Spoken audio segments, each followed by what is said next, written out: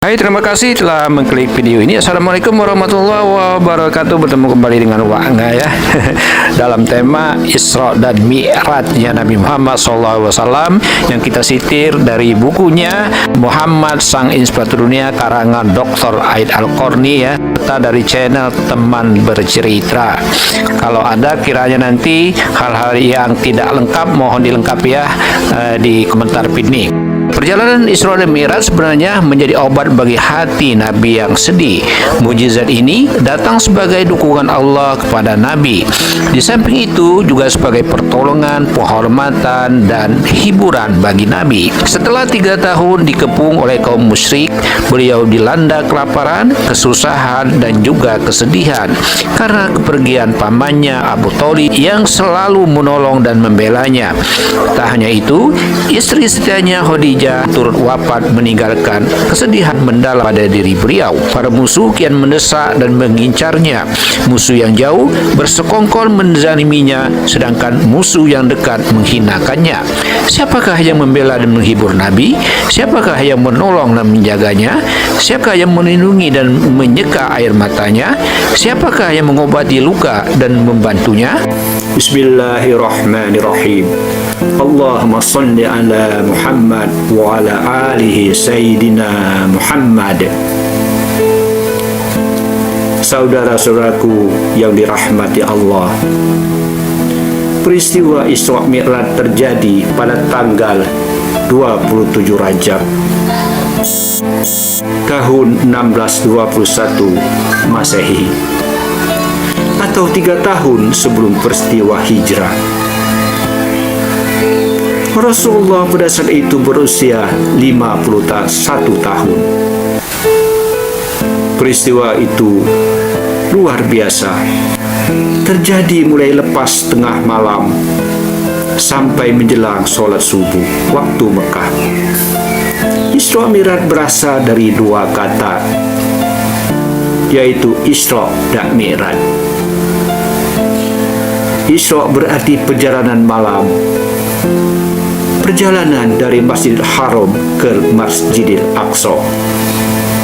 Dan Mi'raj berarti proses naiknya Rasulullah ke langit.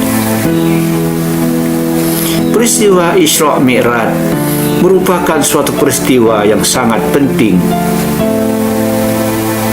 khususnya bagi umat Islam, karena di dalam peristiwa ini terdapat perintah untuk melakukan sholat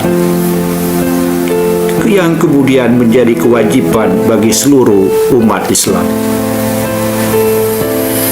Sebelum peristiwa Isra dan Mi'raj terjadi, Rasulullah mengalami keadaan duka cita yang sangat mendalam. Rasulullah ditinggal oleh istri tercintanya, yaitu Sayyidina Khadijah. Kemudian Rasulullah ditinggal oleh pamannya sendiri, yaitu Abu Thalib, orang yang sangat melindungi Rasulullah. Karena ditinggal kedua orang yang sangat disayangi itu, membuat Rasulullah berduka cita yang amat mendalam. Karena itulah Allah kemudian menghibur Rasulullah dengan cara memperjalankan beliau sampai ke langit untuk bertemu dengan Allah Subhanahu wa ta'ala. Lalu bagaimana detail perjalanan dalam berisra Mi'raj? Apa saja peristiwa yang dialami oleh Rasulullah? Siapa saja yang temui oleh Rasulullah? Lalu bagaimanakah kisah lengkap perjalanan Isra dan Mi'raj dari awal sampai akhir yang belum pernah kita dengar sebelumnya? Tonton video ini sampai selesai supaya tidak tersesat.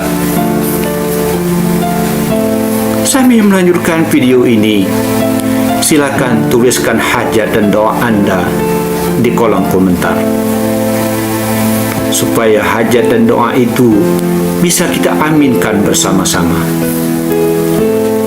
Semoga semua hajat baik itu diridhoi oleh Allah Subhanahu wa Ta'ala dan dikabulkan di tahun ini. Berikanlah like pada video ini supaya konten dakwah Islam semakin populer. Bagikan video ini sebagai jalan dakwah Anda kepada keluarga dan juga orang-orang di sekitar Anda. Semoga semua itu dinilai sebagai pahala jariah oleh Allah Subhanahu wa Ta'ala. Amin, amin, ya Rabbal Alamin. Saudara-saudaraku yang dirahmati Allah Subhanahu wa Ta'ala, pada suatu malam tanggal 27 Rajab, Allah Subhanahu wa Ta'ala memberikan wahyu kepada malaikat Jibril alaihissalam. Wahai Jibril, janganlah engkau bertasbih pada malam ini. Dan engkau Israel, janganlah engkau mencabut nyawa pada malam ini. Malaikat Jibril alaihissalam kemudian bertanya, Ya Allah, apakah kiamat telah sampai? Kemudian Allah berfirman, Tidak, wahai Jibril, tetapi pergilah engkau ke surga, ambillah buraq, dan kemudian pergilah kepada Muhammad dengan buraq itu. Kemudian malaikat Jibril pergi ke surga, tempat di mana buraq berada. Kemudian malaikat Jibril menemukan jutaan buraq di taman surga. Setiap buraq memiliki mahkota di keningnya, bertuliskan kalimat La ilaha illallah Muhammadar Rasulullah. Tiada Tuhan selain Allah dan Muhammad utusan Allah. Di antara jutaan buraq itu, malaikat Jibril melihat seekor buraq yang memisahkan diri dari rombongannya. Seraya menangis bercucuran air matanya. Kemudian Jibril menghampiri buraq itu. Kemudian malaikat Jibril bertanya, Wahai buraq, mengapa engkau menangis? Kemudian buraq itu menjawab, Wahai Jibril, sesungguhnya aku telah mendengar nama Muhammad sejak 40.000 tahun yang lalu. Maka pemilik nama itu telah tertanam di dalam hatiku. Dan setelah itu, aku menjadi sangat rindu kepadanya. Aku tidak mau makan dan minum lagi, wahai Jibril. Aku seperti dibakar oleh api kerinduan. Sementara itu di tempat lain, yaitu di kota Mekah, pada malam itu Rasulullah SAW beliau sedang berbaring di antara dua orang, yaitu paman beliau Hamzah dan sepupu beliau Ja'far bin Abi Thalib. Mereka sedang tidur di dekat Ka'bah. Tiba-tiba datang kepada beliau 3 orang lelaki yang ternyata adalah malaikat, yaitu malaikat Jibril, malaikat Mikail, serta seorang malaikat yang lainnya. Ketika itu Rasulullah terbangun oleh suara yang memanggilnya, Wahai orang yang sedang tidur, bangunlah. Kemudian Rasulullah terbangun. Di hadapannya sudah berdiri malaikat Jibril. Malaikat Jibril kemudian memerintahkan malaikat yang lainnya untuk mengangkat Rasulullah ke suatu tempat. Kemudian mereka bertiga membawa Rasulullah ke sumur Zam-Zam. Lalu mereka menelentangkan Rasulullah. Kemudian setelah itu Jibril membelah badan Rasulullah, mulai dari tenggorokan sampai ke bawah perut beliau. Lalu Jibril berkata kepada Mikail, "Wahai Mikail, bawakan kepadaku satu baskom air Zam-Zam, supaya aku dapat membersihkan hati Rasulullah." Malaikat Jibril kemudian mengoperasi dada Rasulullah, kemudian mengeluarkan hati Rasulullah dan membasuhnya 3 kali, serta membuang ketul hitam, yaitu alaqah atau tempat setan membisikkan was-was kepada Rasulullah, sehingga rasa was-was hilang dari hati Rasulullah. Kemudian para malaikat meletakkan kembali hati Rasulullah di tempat asalnya. Malaikat Mikail 3 kali membawakan baskom berisi air Zam-Zam kepada malaikat Jibril. Kemudian didatangkan sebuah baskom emas yang penuh dengan hikmah dan keimanan, dan dituangkan habis ke dada Rasulullah. Dan dada Rasulullah kemudian dipenuhi dengan kesabaran, ilmu, keyakinan, dan keislaman. Dan kemudian setelah itu dada Rasulullah ditutup kembali, dan di antara kedua belikat Rasulullah diberi stempel dengan stempel kenabian. Semua proses itu tidak menimbulkan sakit sedikit pun kepada Rasulullah. Setelah selesai, Rasulullah diminta supaya berwudu. Saudara-saudaraku yang dirahmati Allah, kemudian didatangkan seekor buruk yang telah diberi pelana dan kendali oleh malaikat Jibril. Buruk adalah binatang yang putih, panjang, lebar, besar dari keledai, tetapi lebih kecil dari bakat atau hewan peranakan dari kuda dan keledai. Buruk memiliki 4 sifat. Buruk ini dapat meloncat sejauh batas pandangannya. Kedua telinganya selalu bergerak. Jika menaiki gunung, kedua kaki belakangnya memanjang. Dan jika menuruni gunung, kedua kaki depannya memanjang. Dia memiliki 2 sayap pada kedua pahanya dan dapat membantu dan memperkuat lari kecepatannya.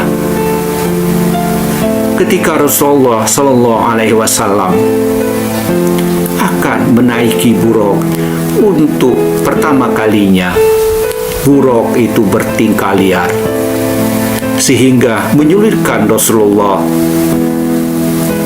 Kemudian setelah itu, malaikat Jibril meletakkan tangannya pada leher buruk seraya berkata, "Wahai buruk, apakah engkau tidak malu?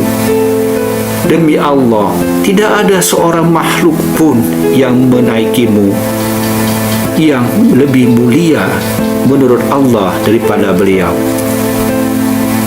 Mendengar itu, buruk menjadi malu. Kemudian ia berbaring dengan tenang, sehingga Rasulullah dapat menaikinya.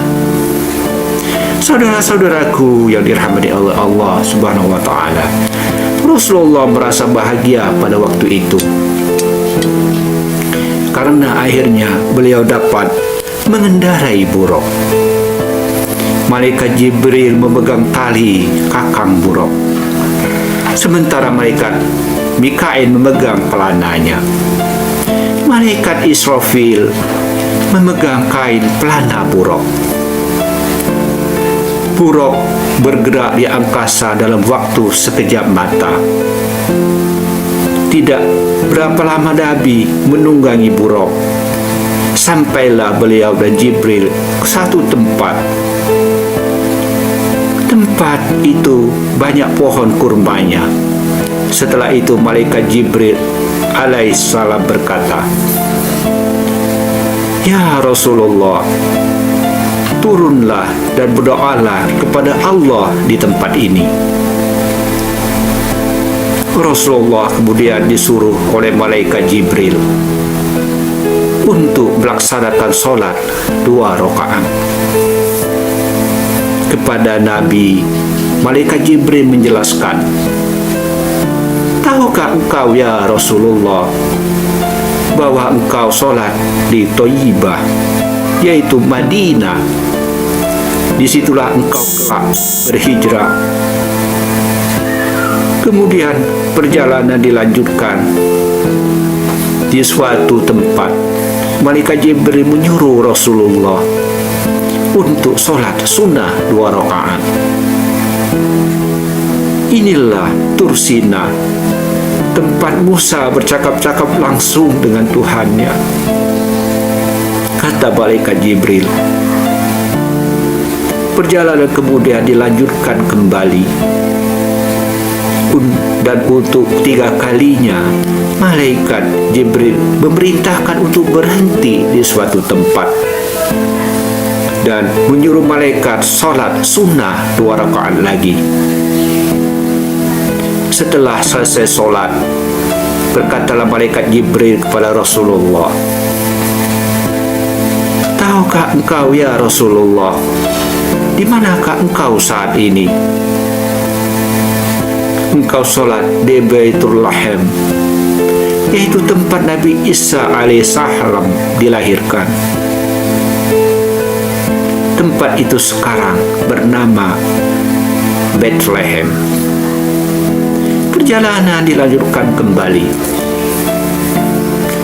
Di dalam perjalanan ke Baitul Maqdis, tiba-tiba Rasulullah SAW melihat Ifrit yang membuntuti Rasulullah dengan membawa obor. Setiap kali Rasulullah SAW menoleh kepadanya, Rasulullah selalu melihatnya, yang menyebabkan Rasulullah senantiasa melihat ke arah jin Ifrit. Kemudian malaikat Jibril berkata, "Ya Rasulullah, apakah engkau mau aku ajar kalimat untuk menghalau jin Ifrit itu?" Rasulullah kemudian bersabda, "Baiklah wahai Jibril." Kemudian setelah itu malaikat Jibril berkata, "Ya Rasulullah, ucapkanlah doa ini. Aku berlindung dengan zat Allah yang maha mulia, dengan kalimat-kalimatnya yang sempurna, yang tidak ada orang lain dan juga orang-orang durhaka yang melampauinya, dari keburukan dan turunan dari langit, dan keburukan apapun yang naik ke langit, dari keburukan apa saja yang masuk ke bumi, dan keburukan apa saja yang keluar dari bumi, dari keburukan fitnah yang siang dan malam, dari keburukan petaka malam, dari keburukan setiap petaka yang datang, kecuali petaka yang datang dengan membawa kebaikan. Wahai zat yang maha penyayang." Setelah Rasulullah SAW membaca doa itu, maka jin Ifrit yang membuntuti Rasulullah jatuh tersungkur dan seketika obornya padam. Kemudian Rasulullah melihat suatu kaum. Mereka memakan tanaman pada suatu hari, dan pada siang hari itu pula tanaman itu dapat mereka panen. Dan setiap kali dipanen, buahnya kembali lagi seperti semula. Sangat rimbun, sangat subur. Setelah ditanyakan kepada malaikat Jibril, kemudian Rasulullah mendapatkan jawaban bahwa apa yang Rasulullah lihat adalah gambaran dari seorang yang berjuang untuk membela agama Allah. Amal baik mereka dilipat gandakan sampai 700 kali.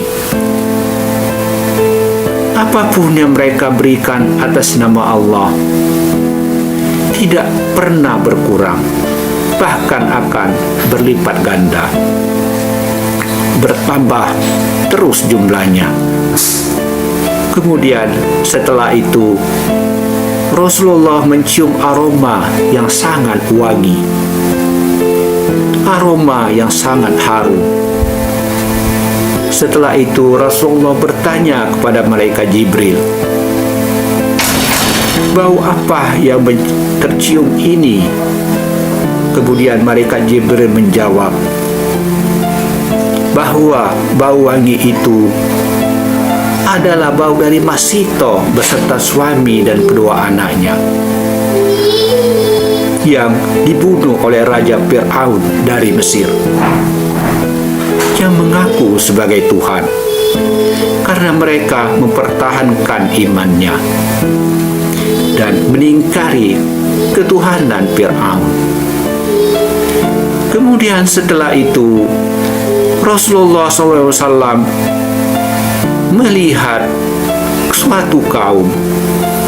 Mereka membentuk-bentukkan kepala mereka pada batu sehingga kepala mereka itu pecah. Dan setiap kepala itu pecah, maka kepala itu pulih kembali dan kembali pada asalnya. Lalu mereka benturkan kepala itu lagi sampai pecah lagi dan kembali lagi ke bentuknya yang semula. Pekerjaan itu mereka lakukan terus-menerus tanpa berhenti. Malaikat Jibril kemudian menjelaskan bahwa perbuatan tersebut adalah gambaran dari siksaan yang akan diberikan di hari kiamat nanti kepada orang-orang yang malas melakukan sholat wajib dan sering mengakhirkan waktunya. Perjalanan pun dilanjutkan. Setelah itu, Rasulullah melihat suatu kaum yang pergi berombongan, pergi bergerombolan, seperti kawanan unta dan kambing yang akan pergi ke tempat penggembalaan. Mereka pergi dalam keadaan telanjang, hanya kemaluan dan dubur mereka yang tertutup dengan sehelai kain. Mereka makan kayu berduri yang sangat busuk baunya. Mereka makan buah zakum, yaitu buah pertumbuhan yang sangat pahit. Serta mereka makan batu-batu dari neraka Jahannam. Malaikat Jibril kemudian menerangkan bahwa kaum itu adalah gambaran dari umat Rasulullah yang enggan membayar zakat, tidak mau membayar zakat, baik zakat yang wajib maupun yang sunnah, yaitu sedekah.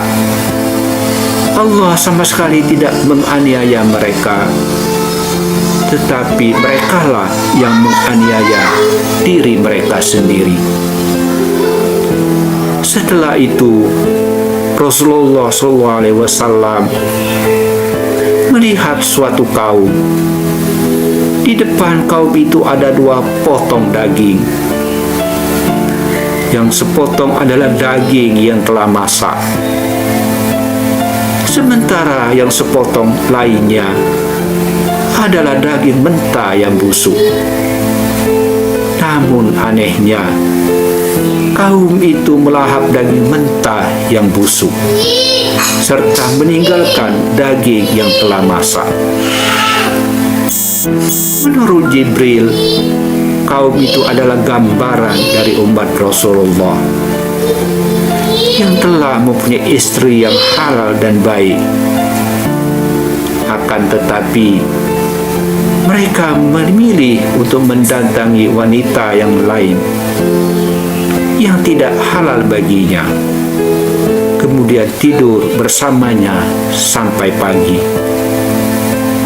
Dan itu adalah gambaran dari para istri yang telah mempunyai suami yang halal dan baik, tetapi mereka mendatangi laki-laki lain yang haram baginya, kemudian tidur dengannya sampai pagi. Na'udzubillah min zalik. Kemudian setelah itu Rasulullah melihat sebuah kayu yang melintang di tengah jalan. Kayu itu sangatlah tajam sehingga tidak ada pakaian atau lainnya yang lewat di atasnya, kecuali kayu itu pasti akan merobeknya. Malaikat Jibril alaihissalam kemudian menjelaskan, keadaan tersebut adalah gambaran dari umat Rasulullah yang suka duduk-duduk di jalan sehingga mengganggu kelancaran lalu lintas. Setelah menjawab pertanyaan Rasulullah, kemudian malaikat Jibril membaca Quran surat Al-A'raf ayat 86 yang antara lain berbunyi sebagai berikut. Dan janganlah kamu duduk di tiap-tiap jalan dengan menakut-nakuti dan menghalangi orang yang beriman dari jalan Allah. Salah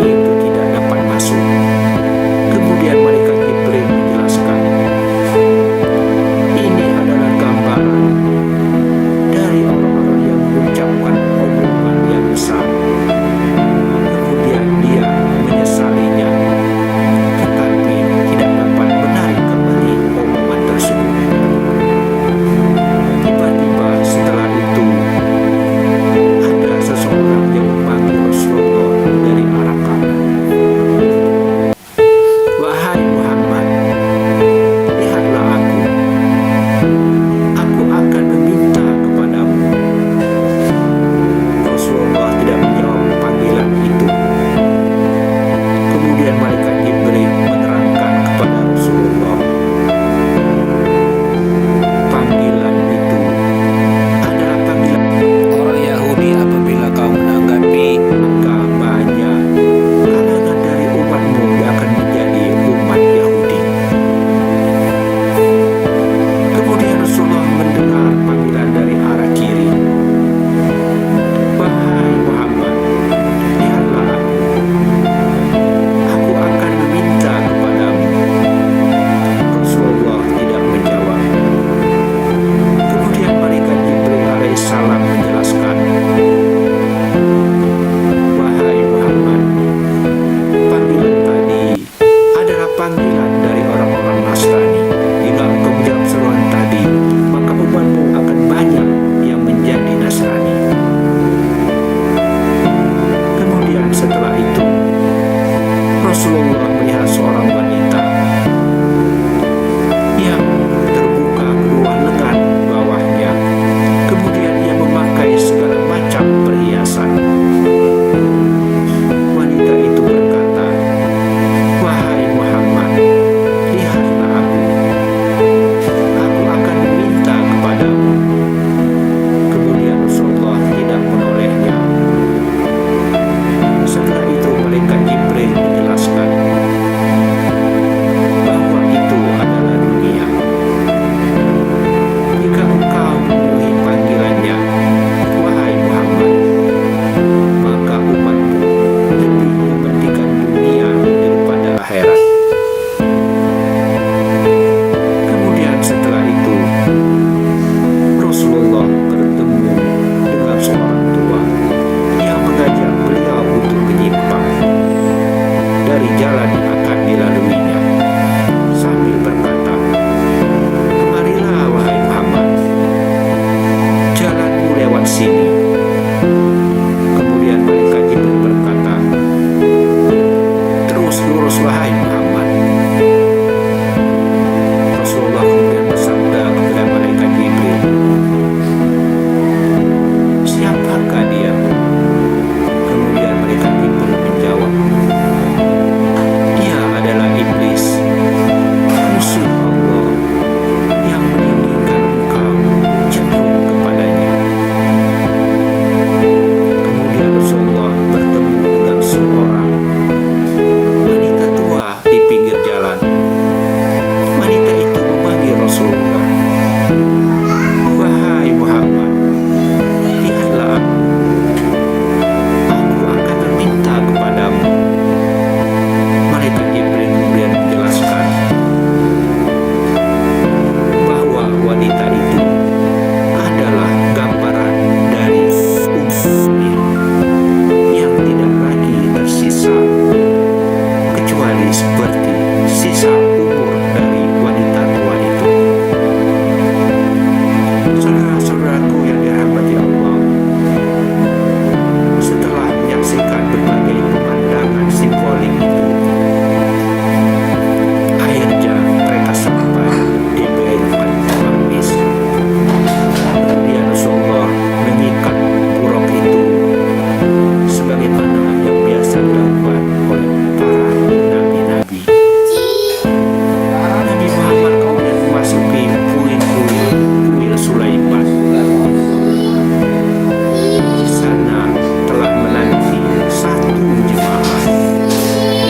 Rasulullah menemukan kuil penuh dengan malaikat yang menanti beliau, dan juga dilihatnya arwah para nabi, sejak Nabi Adam sampai dengan Nabi Isa alaihissalam. Rasulullah kemudian bertanya kepada malaikat Jibril, siapakah mereka? Malaikat Jibril kemudian menjawab, mereka adalah saudaramu di antara para nabi, dan para malaikat adalah para pemimpin seluruh malaikat di surga. Malaikat Jibril kemudian berkata, ya Rasulullah, orang yang paling mulia dalam pandangan Allah yang berhak memimpin sholat itu malaikat Jibril membawa Rasulullah ke depan untuk menjadi imam sholat berjemaah. Rasulullah kemudian menjadi imam sholat berjemaah sebanyak 2 rakaat. Seluruh nabi dan malaikat mengikutinya. Setelah selesai sholat berjemaah, para nabi, Rasulullah keluar dari Masjid Aqsa.